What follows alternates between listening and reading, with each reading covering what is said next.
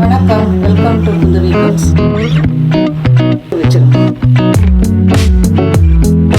மூடிட்டு அடுத்தது செஞ்சுருக்கேன். Welcome to Kundhavi Cooks. இன்னைக்கு வந்து சைவ அசைவ கறி மசாலா பவுடர் பார்க்க போகிறோம். 3 டேபிள் ஸ்பூன் தனியா,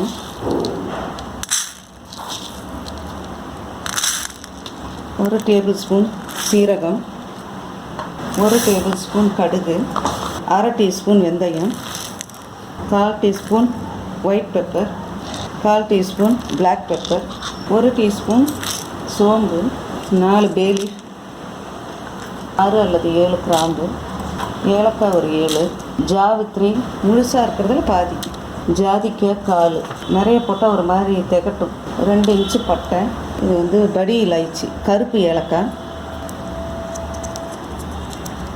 விதைகளை மட்டும் பாப்பி சீட்ஸு, முந்திரி அதெல்லாம் வந்து போட்டு வச்சோன்னா நிறைய செய்யும் பொழுது பூச்சிக்கூடு வந்துடும். அதனால் அதெல்லாம் போட வேண்டாம். ஒரு 8 வரமிளகாய் நல்லா சூடாகிட்டோம். சூடான பிறகு எடுத்து வச்ச எல்லா மசாலையுமே ரொம்ப நேரம் வறுக்கணும். ஒரு 2 நிமிஷம் வறுத்திங்கனாலே நல்ல மணம் வரும்.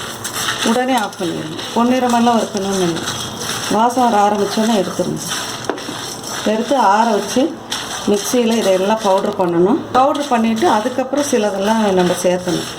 வாசம் வர ஆரம்பிச்சிருச்சு, அவ்வளோதான். இவ்வளோ தான் நீங்கள் வறுக்கணும். பொன்னிறமாக வறுத்துறாதீங்க. நல்லா ஆற வச்சு நைஸாக பவுட்ரு பண்ணிக்கணும். நான்வெஜ்ஜு வெஜ்ஜு ரெண்டுக்குமே யூஸ் பண்ணிக்கலாம். குருமா, வறுவல், உருளைக்கிழங்கு, சேனக்கிழங்கு, அப்புறம் வாழைக்காய், சேப்பங்கிழங்கு எல்லாத்துக்குமே நீங்கள் வந்து கரம் மசாலாவுக்கு பதிலாக இதை கூட யூஸ் பண்ணிக்கலாம். இது வந்து கிரேவிக்கு நல்லாயிருக்கும். மட்டன், சிக்கன் ரெண்டுக்குமே. இப்போ செய்யும் பொழுது முந்திரி, கசகசாலாம் அப்புறம் அரைச்சி ஊற்றிக்கணும். வேணும்போது அரைச்சோன்னா காமிக்கணும்.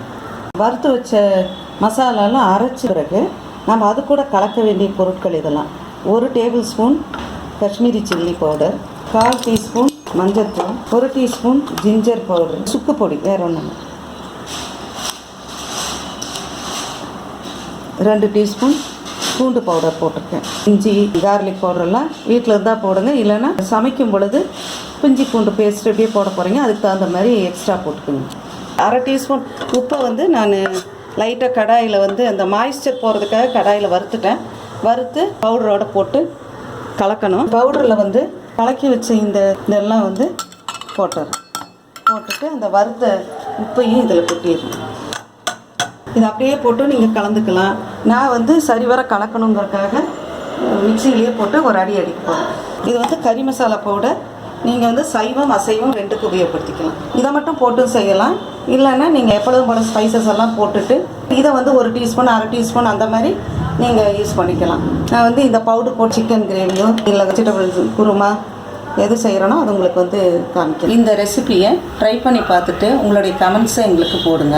உங்களுடைய ஃபேமிலி ஃப்ரெண்ட்ஸுக்கு ஷேர் பண்ணுங்கள். மீண்டும் ஒரு புதிய ரெசிபியுடன் உங்களை சந்திக்கிறேன். நன்றி, வணக்கம்.